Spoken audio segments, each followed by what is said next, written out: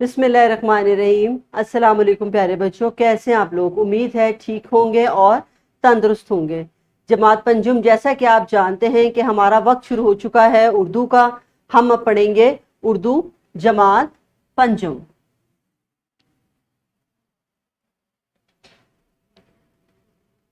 جماعت پنجم ہمارا آج کا سبق ہے سبق نمبر 14، جس کا ہم پڑھیں گے آج حاصلات تعلم نمبر 3، یعنی سبق نمبر 3 ہے ہمارا۔ عنوان ہے ہماری نظم کا نیک بنو نیکی پھیلاؤ۔ نیک بنو نیکی پھیلاؤ کا نظم، یہ نظم ہے جس کا آج سبق نمبر 3 ہے۔ جماعت پنجم آج کے حاصلات تعلم کیا ہیں؟ 3 حاصلات تعلم ہیں۔ سب سے پہلے یہ کہ اسکول کی تقریبات میں میزبانی کے فرائض انجام دے سکیں۔ نمبر 2 ہے اردو کے فروغ کے لیے جدید ذرائع ابلاغ۔ کون سے ذرائع ابلاغ ہیں؟ TV, mobile phone, tablet, computer, laptop وغیرہ کا استعمال کر سکے۔ کسی بھی واقعے یا کہانی کو اپنے لفظوں میں درست لب و لہجے میں بیان کر سکے۔ جماعت پنجم ہمارے آج کے 3 حاصلات تعلم ہیں۔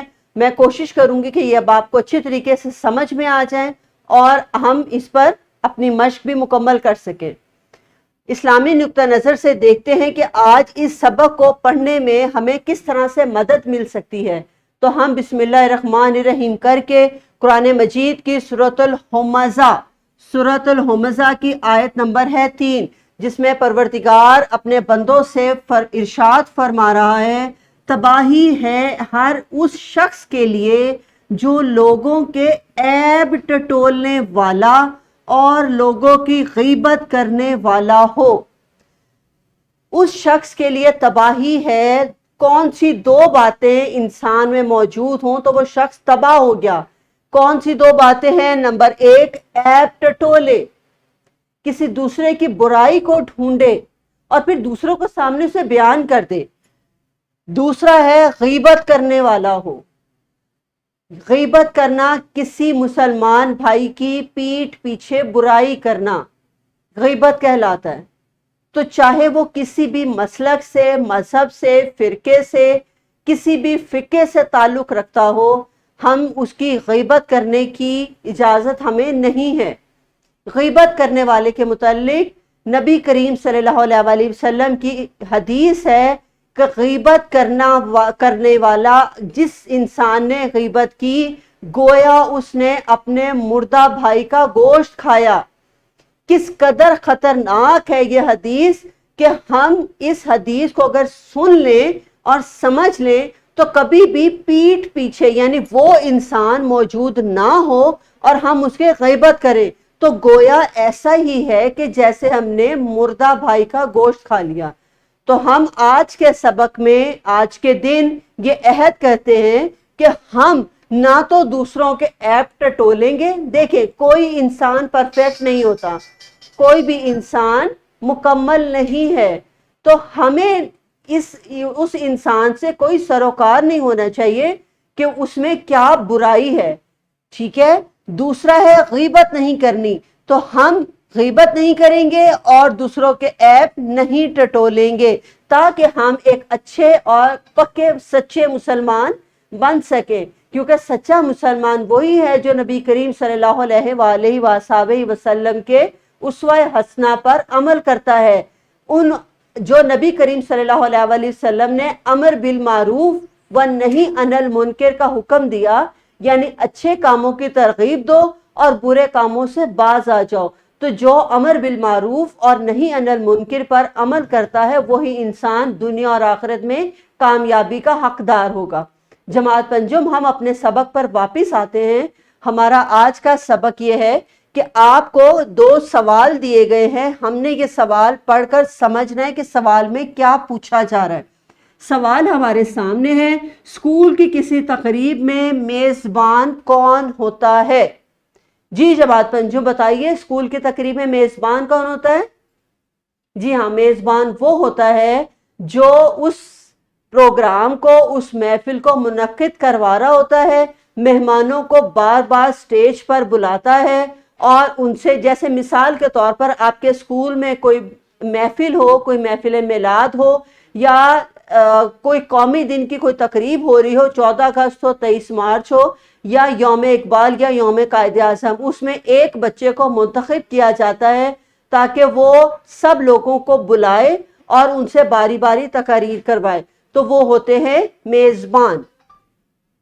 दूसरा सवाल है, किसी भी तकरीब के मेज़बान की जिम्मेदारियां क्या होती हैं? जी हाँ, अब ये सवाल है आपसे, आप बताइए मेज़बान की जिम्मेदारियां क्या होती हैं। जब आपको एक जिम्मेदारी सौंपी जाती है कि आपने इस महफिल का इनेकाद ऐसे करना है कि टाइम पर यह महफिल शुरू हो और टाइम पर ही ख़त्म हो जाए, तमाम लोगों को अपना नुक्ता नज़र बयान करने का एक मुनासिब मौका दिया जाए, कोई बंदा रह ना जाए, तो ये क्या होंगी बताइए, जिम्मेदारियां क्या क्या होती हैं? वन बाय वन एक एक समझाइए मुझे। जी हाँ, शाबाश। जिम्मेदारियां यही होती हैं कि हमने सबको इज्जत एहतराम के साथ बुलाना होता है और उनको उतना मुनासिब वक्त दिया जाता है ताकि वो जो भी हमने अपने मेहमान बुलाने हैं उस तकरीब के लिए, वो तमाम अपना अपना नुक्ता नज़र दिए गए मौका के मुताबिक और दिए गए वक्त में वो मुकम्मल बोल सके, अपना नुक्ता नज़र बयान कर सके।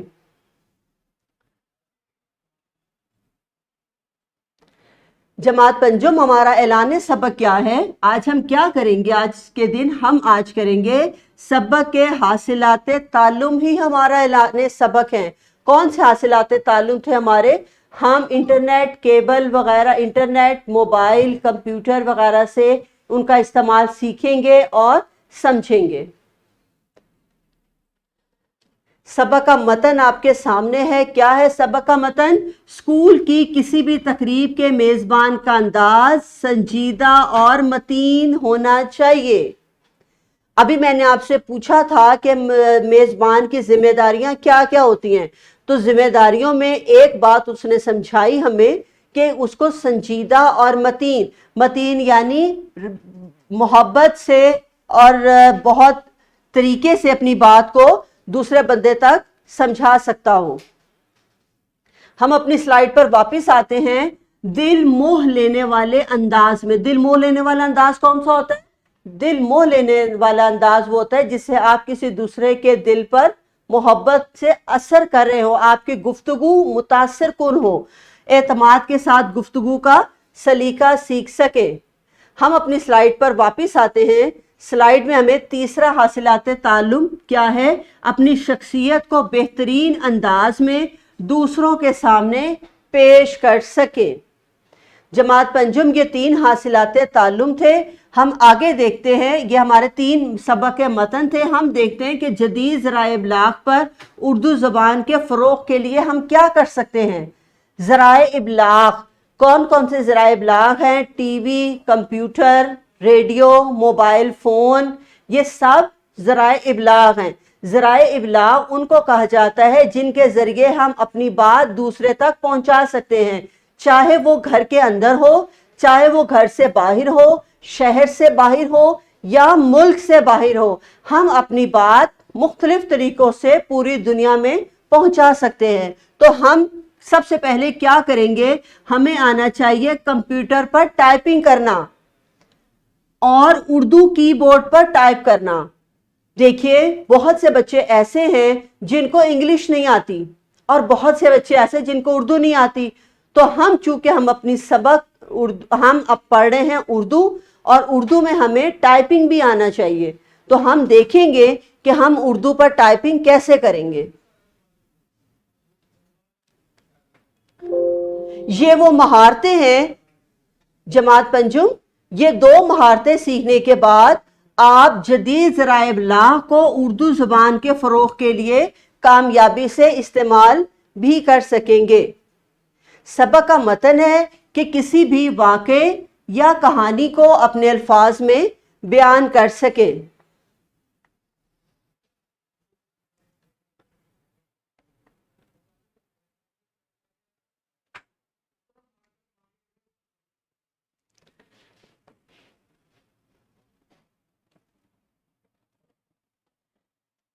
जमात पंजुम, हम जब ये 2 चीज़ें करेंगे ना, कंप्यूटर पर टाइपिंग करना और उर्दू कीबोर्ड से टाइप करना सीखेंगे, तो उसके बाद ہم دیکھیں گے کہ ہمیں اور کیا کیا کرنا آنا چاہیے.